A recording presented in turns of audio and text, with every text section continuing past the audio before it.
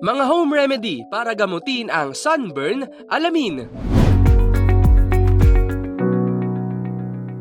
Ngayong panahon na naman ng tag-init, kanya-kanya na tayo ng paraan para maibsan ito. At isa na nga sa pinakatinatangkilik ng mga Pinoy ay ang mga outdoor at water activities. Ngunit isa na nga sa kaakibat nito ay ang karaniwan ng pagkakaroon ng tinatawag na sunburn o sunog sa balat dulot ng pagka-expose ng ilang oras sa ultraviolet light mula sa sikat ng araw o kaya naman sa mga artificial na ilaw. Ilan nga sa mga tanda ng pagkakaroon nito ay ang namumulang balat na masakit o mahapdi kapag hinahawakan, mainit sa pakiramdam, may pamamaga at namamasang palto sa ating balat. Maaari ding makaramdam ng sakit ng ulo, lagnat, pagkahilo at pagkapagod kung malala ang naging sunog sa ating mga balat. Kaya naman narito ang ilang mga paraan at home remedies na maaaring gawin upang mapabilis ang paghilom at maibsan ng sakit dulot ng sunburn. Ayon sa American Academy of Dermatology, ang pagpapahid ng aloe vera o moisturizing lotion sa ating balat ang isa sa pinakamadalas at mainam na gamitin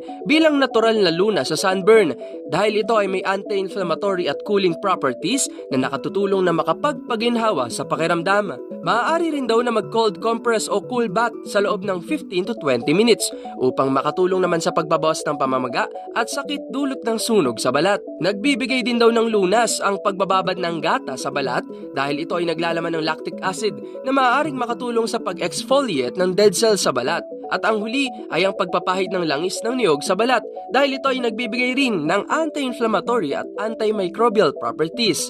Bukod dito, nararapat na magpakonsulta naman sa doktor kung ang sunburn ay sinasamahan na ng mataas na lagnat, matinding sakit ng ulo, pagkalito, pagduduwal at panginginig. Paalala pa rin ng mga eksperto upang maiwasan nga ang pagkakaroon ng sunburn, dapat tayo ay maglagay ng sunscreen lotion, gumamit ng payong, sombrero at sunglasses, uminom ng maraming tubig tuwing tayo ay lalabas ng bahay, lalong-lalo na ngayong summer at outing season.